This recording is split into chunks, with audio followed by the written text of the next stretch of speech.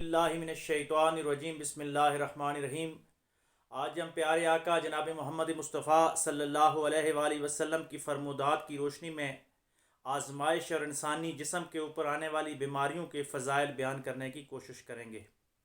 بخاری شریف کی ایک حدیث ہے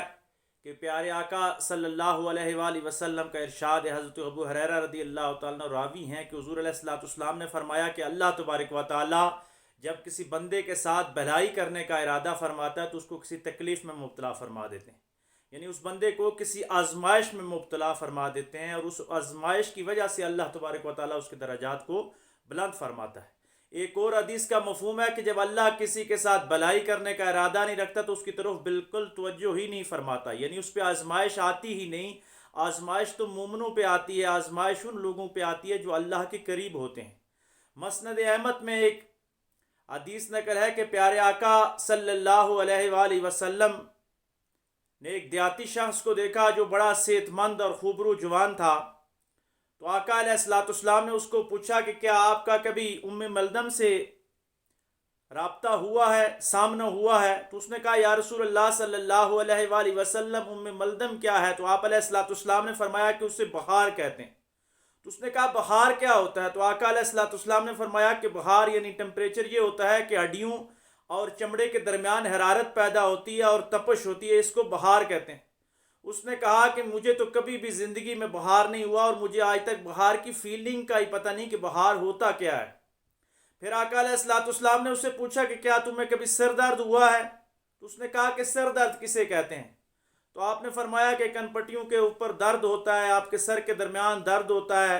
تو اس نے کہا مجھے تو آج تک کبھی سر درد نہیں ہوا، میں اس درد کی لذت سے آشنا ہی نہیں۔ وہ شخص جب چلا گیا تو آقا علیہ السلام نے فرمایا کہ اگر کسی شخص نے جہنمی آدمی کو دیکھنا ہو تو وہ اس شخص کو دیکھ لے۔ اس حدیث سے یہ مفہوم سامنے آتا ہے کہ جس بندے کو ساری زندگی اگر بخار نہ ہو، سر درد نہ ہو، کسی آزمائش میں مبتلا نہ ہو، تو اس کو سوچنا چاہیے کہ کہیں ایسا تو نہیں ہے کہ اللہ تبارک و تعالیٰ مجھ سے ناراض ہے، کیونکہ آزمائش ان لوگوں پہ آتی ہے جو اللہ تبارک و تعالیٰ کے تقرب والے ہوتے ہیں، اس کے قریبی ہوتے ہیں۔ صحابہ اکرام کی روایات سے معلوم ہوتا ہے کہ صحابہ اکرام پہ اگر کوئی آزمائش نہ آتی یا کوئی تکلیف نہ آتی تو وہ پریشان ہو جاتے کہ مبادا آخرت میں ہمارے درجات کہیں کم نہ ہو جائیں کہ دنیا میں تو ہم پہ کوئی تکلیف آ ہی نہیں رہی، ہم پہ آزمائش آ ہی نہیں رہی، کیونکہ مومن کندن بنتا ہی اسی وقت ہے جب اس پہ آزمائش آتی ہے۔ آزمائش سے نکل کے اللہ تبارک و تعالیٰ درجات بلند فرماتے ہیں۔ صوفیاء اکرام کا قول میرے سیدی و مرشدی حضرت علامہ پیر طیب زمان نقشبندی صاحب دامت برکاتہم العالیہ، آپ کا ایک قول ہے اس حدیث کی تشریح میں، آپ فرماتے ہیں کہ اللہ تبارک و تعالیٰ جب کسی بندے پہ رحم فرمانا چاہتا ہے، اس کے درجات کو بلند کرنا چاہتا ہے، تو ہو سکتا ہے اس کی نیکیاں، اس کے اعمال میں وہ خلوص نہ ہو کہ اس کے درجات بلند ہوں، تو اللہ تبارک و تعالیٰ اس کو کسی آزمائش میں مبتلا کرنے کے بعد اس کے درجات بلند فرما دیتا ہے۔ اس آزمائش کے اوپر جو اس کو اجر مرتب ہوتا ہے، اس کی وجہ سے اللہ اس کو اعلیٰ مقام عطا فرما دیتا ہے۔ کیونکہ فرعون کے بارے میں آتا ہے کہ وہ جب اس نے خدائی کا دعویٰ کیا تو ایک یہ بھی دلیل دیتا تھا کہ میں اگر بندہ ہوتا تو مجھے آج تک کبھی سر درد اور بخار نہیں ہوا، میں کسی بیماری میں مبتلا نہیں ہوا، تو اس لیے میں خدا ہوں۔ تو معلوم یہ ہوا کہ جس بندے پہ آزمائش آتی ہے وہ کبھی خدائی کا دعویٰ نہیں کرتا، وہ اللہ کے سامنے سرنگوں ہوتا ہے۔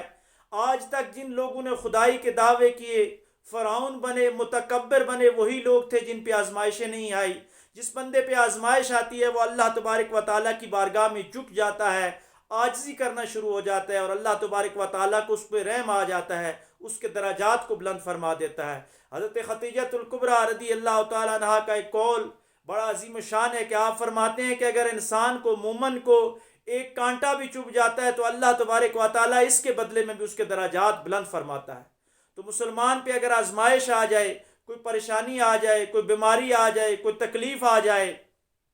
تو اس کو پریشان نہیں ہونا چاہیے، بلکہ قرآن کی اس آیت سے سہارا لینا چاہیے کہ اللہ فرماتا ہے کہ لا یکلف اللہ نفسا الا وسعہا، کہ میں کسی نفس پہ اس کی ضرورت سے زیادہ بوجھ نہیں ڈالتا، جتنا وہ اٹھا سکتا ہے اتنی اس پہ آزمائش ڈالتا ہوں۔ لیکن